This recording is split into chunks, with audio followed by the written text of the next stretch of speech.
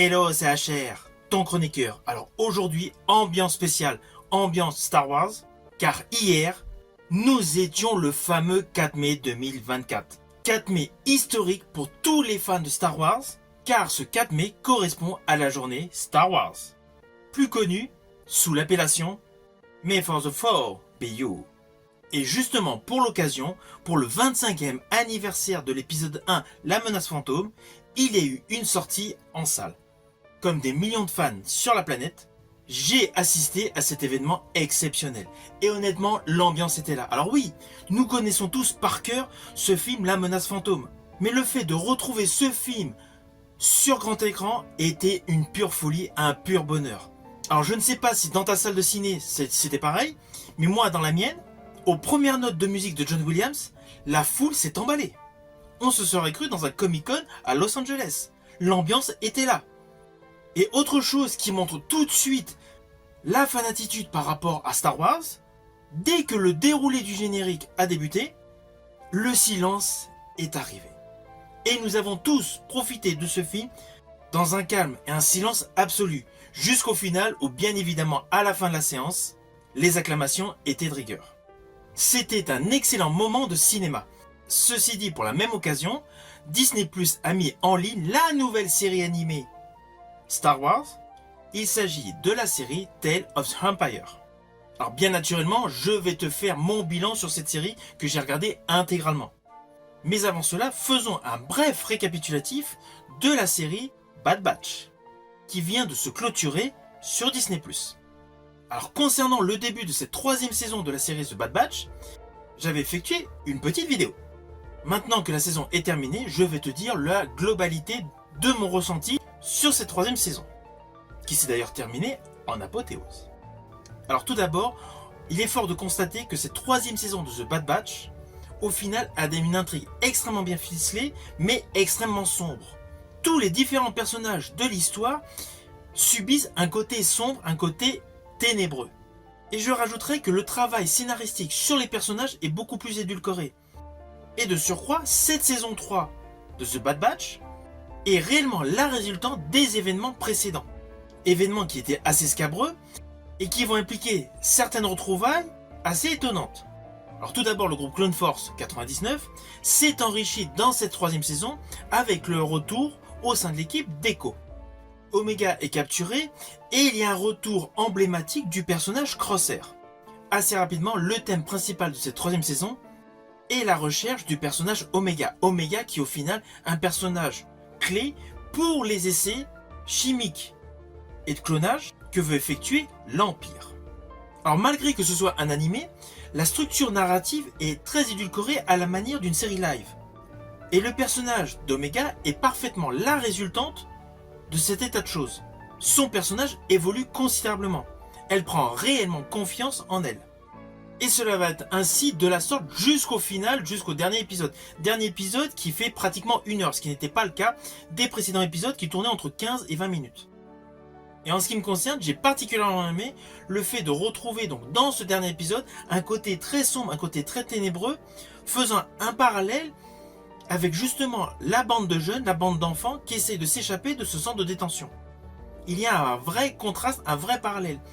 Et essentiellement un travail scénaristique par rapport à un des professeurs, à un des scientifiques, plus précisément une scientifique, qui a à sa charge la jeune fille Omega.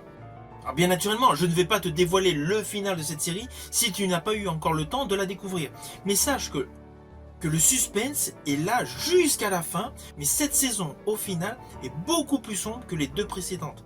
Et je dirais c'est assez logique, car maintenant sur Disney+, on est sur des séries animées qui sont beaucoup plus sombres, beaucoup plus ténébreuses.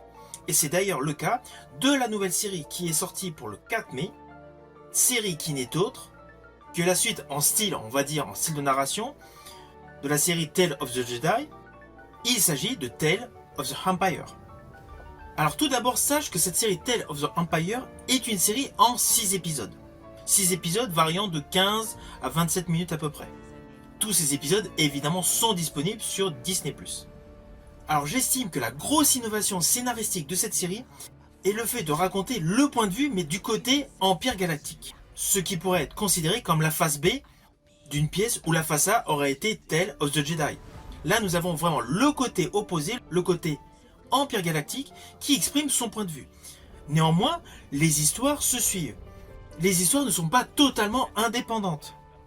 En dehors de cela, l'avantage de cette série, c'est que tu vas retrouver des personnages, surtout un personnage, que tu avais pu découvrir dans la série Mandalorian et Ahsoka. En fait, cette série Tales of the Empire fait un lien direct avec la série Mandalorian et Ahsoka, mais par le fait de rajouter des personnages qui vont intervenir dans certains épisodes, tu vas également avoir un lien avec la série Star Wars Rebels et bien évidemment avec toute la saga cinématographique.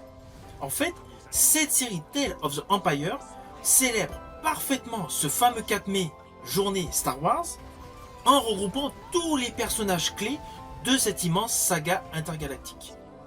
Alors parmi les personnages, tu vas retrouver une sœur de la nuit emblématique, tu vas retrouver le fameux Amiral Thrawn, et bien évidemment plusieurs surprises. Je pense notamment à un personnage hyper intéressant que tu vas découvrir dans l'épisode 4. Au fil de cette série, tu vas découvrir donc une sœur de la nuit qui en fait circule à travers la totalité de l'Empire afin de venger le massacre de son peuple, ainsi qu'une Jedi qui va se retrouver à devoir travailler donc pour l'Empire. Enfin bon, il y a moult arcs narratifs, des arcs narratifs qui sont totalement cohérents, et le graphisme a une qualité largement supérieure. Et justement, côté graphique, l'un des graphismes que j'ai préféré, c'est dans le dernier épisode. C'est un monde hivernal, c'est une planète similaire à la planète Hoth. Et la première séquence, justement, te montre un mammifère évoluant au sein de la neige dans un blizzard. J'ai estimé que ce travail visuel est très bien fait. C'est une série, naturellement, qu'en tant que fan de Star Wars, je vais t'inviter à découvrir. Et de surcroît, cette série est supérieure à jadis la série Révolution, également sur Star Wars.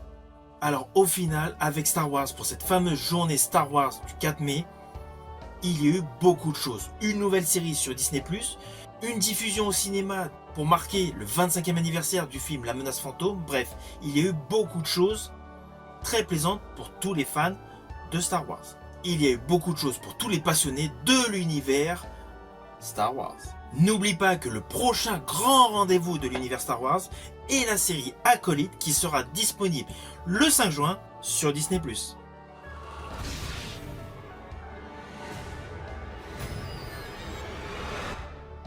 Qui êtes-vous?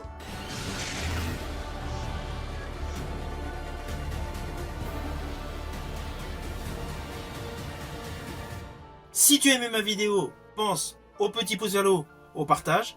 Quant à moi, je te dis à bientôt pour une prochaine vidéo.